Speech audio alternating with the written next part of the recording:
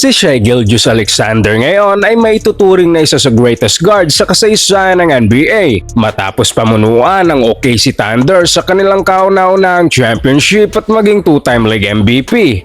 Pero paano nga ba siya bumagsak sa 11th pick noong 2018 NBA draft at ano ang nangyari sa 10 players na napili bago siya? Pag-usapan natin yan. Sa 2018 draft, hawak ng Los Angeles Clippers ang ika-12 at 13th pick at isang spot lang sa unahan nila. Pinili ng Charlotte Hornets ang Kentucky point guard na si Shai Gilgeous-Alexander. Pero hindi rin siya nagtagal bilang Hornet dahil agad din siyang na-trade papuntang LA kapalit ng 12th pick na si Miles Bridges at 2 second round picks. Desisyon na siguradong pinagsisisihan ng Hornets fans hanggang ngayon. Noong panahon na iyon, may sense naman ang move na ito. Si Bridges ay isang hyper-athletic na 6'7 wing mula Michigan State, samantalang si Shai ay tinuturing na raw prospect kahit may malaking potensyal dahil sa kanyang 6'6 height at 7-foot wingspan. Pero marami ring concerns bago ang draft tungkol sa mabagal niyang jumper, turnovers at kakulangan niya as a lead guard. Marami ang nagduda sa kanyang ceiling at may ilan pang nagkumpara sa kanya kina Michael Carter Williams at DeJounte Murray. Pero agad ding pinatunayan ni Shai na mali ang mga critics. Bilang rookie, nag-average siya ng 11 points kada laro at nakapag-start sa bawat playoff game ng Clippers. Pero mabilis ding natapos ang kanyang stint sa LA matapos makuha ng Clippers ang 2019 Finals MVP na si Kawhi Leonard. Naghahanap sila ng second star para makasama niya. Kaya gumawa ng trade ang Clippers para makuha si Paul George kapalit sina Shai, Danilo Gallinari, 5 first round picks at 2 pick swaps. Pagdating niya sa OKC, dito na tuluyang nag-develop si SGA. Sa kanyang unang season sa team, umangat agad ang numero nito sa 19 points per game kasama si Chris Paul. Pagsapit ng third year, umabot na ito sa 24 points per game habang may elite 51-42-81 shooting splits. Tuluyan niyang binago ang laro, nagdagdag ng muscle at minaster ang halos hindi mapigilang drive and kick game na naging dangerous kapag papasok siya ng lane. Ngayon, si Shai na ang kinikilalang mukha ng susunod na dynasty ng liga. Naging back-to-back NBA MVP noong 2025-26 season matapos mag-average ng 31.1 points habang may napakataas na 55.3% shooting mula sa field. Hawak ng Phoenix Suns ang first overall pick kung saan pinili nila si DeAndre Ayton, isang 7-foot center mula sa Arizona.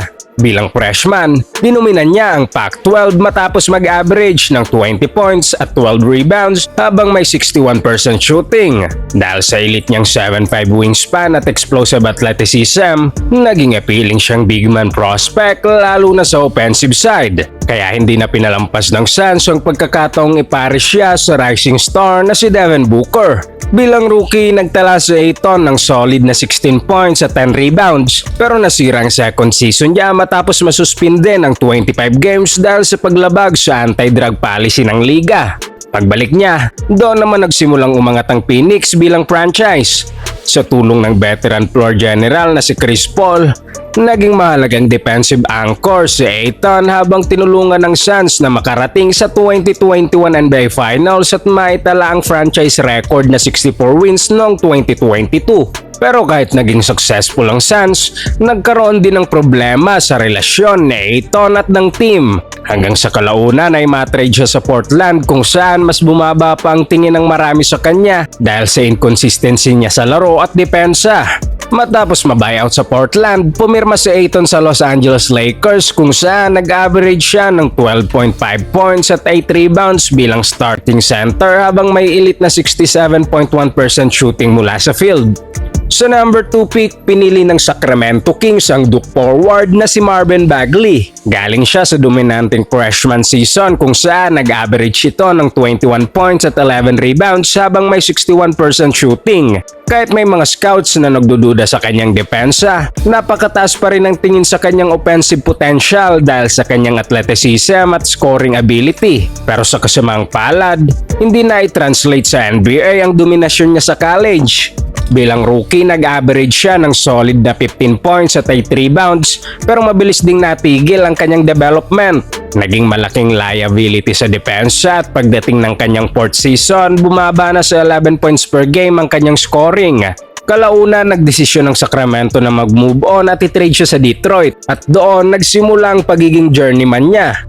Ang third pick ay originally pagmamayari ng Atlanta Hawks pero matapos ang draft night trade, napunta ito sa Dallas Mavericks na siyang pumili sa Slovenian point forward na si Luka Doncic. Habang naglalaro si Luka para sa Real Madrid, isa na siya sa pinakamahusay na player sa buong mundo kahit na teenager pa lang siya noon. Sa kanyang huling EuroLeague season, nag-average siya ng 16 points, 5 rebounds at 4 assists. Mga numerong hindi nakakagulat kung sa NBA o college standards ang pagbabasehan pero ibang-iba naman ang European game.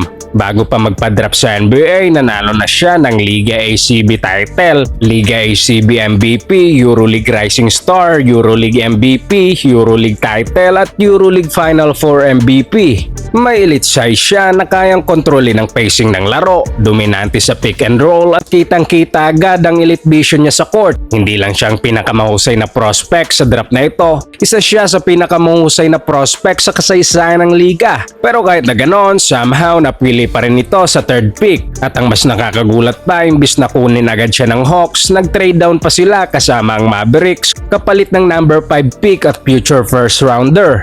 Pagdating niya sa NBA, agad naging malinaw kung gaano kalaking pagkakamali ang nangyari sa draft night. Siya ang nanalo ng Rookie of the Year matapos mag-average ng 21 points, 8 rebounds at 6 assists. Pagdating ng second season, naging All-NBA first team member agad siya habang may average na 29 points, 9 rebounds at 8 assists. At mula noon, tuloy-tuloy na ang kanyang naging pag-angat. Noong 2023-24 season, nagtala siya ng career high 34 points, 9 rebounds at 10 assists kada laro na pinangunahan ng Dallas sa NBA Finals. Kaya takala ng lahat ng isang superstar player na halos dalhin ng team sa championship sa edad na 24 years old lang ay untouchable. Pero sa isang move na gumulat sa buong sports world, itrinade ng Dallas si Luka sa Los Angeles Lakers kapalit ni na Anthony Davis, Max Christie at draft capital. Nahalos wasakin ng trade na iyon ang Mavericks at napuwersa silang mag-rebuild bilang organisasyon. Si Luka naman ay mabilis na kinuha ang spotlight sa Hollywood at opisyal nang naging bagong mukha ng Lakers franchise. Para sa fourth pick ng Memphis Grizzlies ay ang Michigan State big man na si Jaren Jackson Jr. Madaling maintindihan kung bakit maraming naniniwala kay Triple J. May elite physical profile siya bilang isang 6'11 big na may 7'4 wingspan. At bukod doon, meron din siyang production. Hindi man siya high volume scorer dahil nag-a-average lang siya ng 11 points per game. Sobrang efficient naman niya. Bilang freshman, nagtala siya ng 51% shooting mula sa field, 40% mula sa 3 at 80% mula sa free throw line. Mga shooting splits na bihirang makita sa isang player. Nakasabay nito, nagbibigay pa ng around 3 blocks per game sa depensa at hindi naman niya binigo ang ekspektasyon sa kanyang pagdating sa NBA. Pagsapit ng second season, nag-average na siya ng 17 points, 5 rebounds at 2 blocks habang may 39% shooting mula sa 3. Pagdating sa dulo ng kanyang rookie contract, siya na ang nanguna sa buong NBA sa blocks at nakilala bilang isa sa pinakamahusay na defenders sa buong liga. At sa kanyang ika-6 na season, nakuha na niya ang Defensive Player of the Year award. Pero nitong 2026, binuwag na ng Memphis ang kanilang core matapos i-trade si Jackson papunta sa Utah Jazz. Ang 5th overall pick ay pagmamayari ng Hawks at pinili nila ang 6'1 Oklahoma point guard na si Trae Young. Sa unang 11 non-conference games, nag-average si Trae Young ng 29 points at mahigit 10 assists habang may 49% shooting mula sa field, 41% sa 3-point line at 86% sa free throws. At hindi lang ito basta empty stats. Pinangunahan niya ang Oklahoma sa isang 10-1 record na masasabing isa sa pinakamahuhusay na simula ng college career na ating nakita. Ngunit nang pumasok ang conference play, nagtala pa rin naman siya ng big numbers na may 27 points at 8 assists. Pero sinabayan naman ito ng mahigit 6 na turnovers kada laro habang bumagsak ang kanyang efficiency. Dito na lumabas ang mga alinlangan sa kanya. Makukuha ba ng Atlanta ang next Stephen Curry o isang 150-pound version lang ni Jimmer Fredette? Sa umpisa ng kanyang NBA career, nag-average siya ng dissenting 19 points at 8 assists. Pero sobrang inefficient, prone sa turnovers at malaking liability sa depensa. Ngunit kahit may ilang weakness, mabilis pa rin nag-improve ang overall game niya. Pagsapit ng kanyang second season, all-star na agad siya habang may average na 30 points at 8 assists. At pagdating ng kanyang fourth year, mas naging efficient pa siya, mas nakontrol ang turnovers at binuwat ang Atlanta sa isang surprising run hanggang Eastern Conference Finals. Pero dahil sa ilang issue niya sa front office, tuluyan nang tinapos ng Atlanta ang Trae Young era nang i-trade siya sa Washington Wizards. Sa ika-6 na pick naman, pinili ng Orlando Magic ang Texas big man na si Mo Bamba. Si Bamba ay may taas na 7 feet at 17 wingspan. Bilang freshman sa college, nag-average siya ng 13 points, 11 rebounds at 3.7 blocks. Malaking bahagi ng draft stock niya ay galing sa defensive potential niya, pero dahil kaya niya ring tumira mula sa labas, mas lumawak palalo ang offensive upside niya. Ngunit pagdating sa NBA, nahirapan ito. As a rookie, wala siya sa consistent rotation at tinapos ang season na may average lang na 6 points at 5 rebounds. Hindi rin gumanda ang sitwasyon niya sa second year. Sa katunayan, lalo pang lumiit ang role niya sa team. Pero sa huling taon ng kanyang rookie contract, doon nagsimulang magbago ang lahat. Nang matrade si Nikola Vucevic papuntang Chicago, nabuksan ng oportunidad para kay Bamba na maging starter at makapaglaro ng mahigit 25 minutes per game. Umakyat ang produksyon niya sa 11 points, 8 rebounds at halos 2 blocks kada laro. Malaki rin ang inangat niya bilang shooter matapos umabot sa 37% ang kanyang 3-point shooting. Dahil sa magandang performance na ito, nakakuha siya ng panibagong 2-year, $21 million contract para manatili sa Orlando. Pero sa kasamang palad, muli na namang dumausdos ang kanyang karir. Bumalik siya sa bench role at bumagsak ang average sa 7 points at 5 rebounds. At sa kalagitnaan ng 2023 season, na-trade siya sa Lakers pero 10 games lang ang nilaro niya at pagkatapos nito ay nagpalipat-lipat na siya ng team. Sa 7th pick, pinili ng Chicago Bulls ang Duke 6'10" center na si Wendell Carter Jr.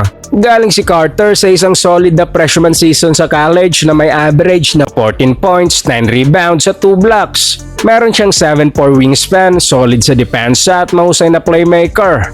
Maaaring hindi siya kasing explosive ng ibang prospects pero siguradong may value siya bilang reliable NBA player. As a rookie, nag-average siya ng 10 points at 7 rebounds at halos ganoon din ang naging production niya sa unang 2 kalahating taon niya sa Chicago. Pero sa kalagitnaan ng kanyang third season, ipinadala siya sa Orlando Magic sa trade na nagdala naman kay Nikola Vucevic sa Bulls. Ngayong season, nag-average siya ng 11.8 points at 7.4 rebounds per game. Sa turn ng Cleveland Cavaliers para sa 8th pick, pinili nila ang 6'1" Alabama point guard na si Colin Sexton at siya ang huling guard na napili bago si Shai Gilgeous-Alexander.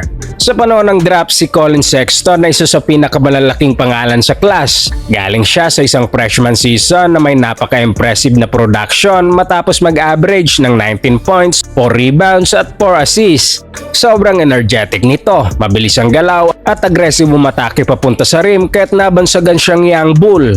As a rookie, nag-average ito ng 17 points. Umakyat ito sa 21 points sa kanyang second season at naging 24 points pagdating ng year 3. Pero sa 2021 season, halos hindi ito nakapaglaro dahil sa injury at bago magsimula ang 2023 season, na-trade siya papuntang Utah bilang bahagi ng blockbuster deal na nagdala kay Donovan Mitchell sa Cavaliers. Sa 9th overall pick, pinili ng New York Knicks ang 6'9" forward mula Kentucky na si Kevin Knox. Galing siya sa freshman season kung saan nag-a-average siya ng 16 points, 5 rebounds habang may 45-34 shooting splits. Hilaw pa siya sa mismong draft pero sa kanyang taas na 6'9" at 7-foot wingspan, malaki ang nakikitang potential sa kanya. At agad itong nakita ilang linggo matapos ang draft sa Las Vegas Summer League. Sa maikling stretch na iyon, marami ang nagsasabing siya ang steal of the draft matapos mag-average ng 21 points, 7 rebounds at 2 steals sa 4 na laro. Pero sa kasamaang palad, hindi niya nadala ang momentum na iyon sa rookie season niya matapos mag-average ng 13 points at 5 rebounds habang 37% lang ang shooting niya mula sa field. At hindi rin gumanda ang sitwasyon sa second year niya. na lalong bumaba sa 6 points per game na may 36-33 shooting splits lang. Pagsapit ng kanyang third season, halos wala na siya sa rotation at pagdating ng year 4 ay na-trade siya sa Atlanta kasama ang isang first round pick kapalit ni Cam Reddish at Solomon Hill. Mula noon, paikot-ikot na siya sa iba't ibang team bilang role player. Sa draft night, hawak ng Philadelphia 76ers ang 10th overall pick kung saan pinili nila ang Villanova wing na si Mikal Bridges. Pero hindi rin nagtagal, agad siyang na-trade sa Phoenix Suns kapalit ng 16th pick na si Cyrus Smith at isang future first round pick. Si Bridges ang literal na definisyon ng 3-and-D prospect. Galing siya sa junior season kung saan naging mahalagang bahagi siya ng kanilang second NCAA championship matapos mag-average ng 18 points at 5 rebounds per game.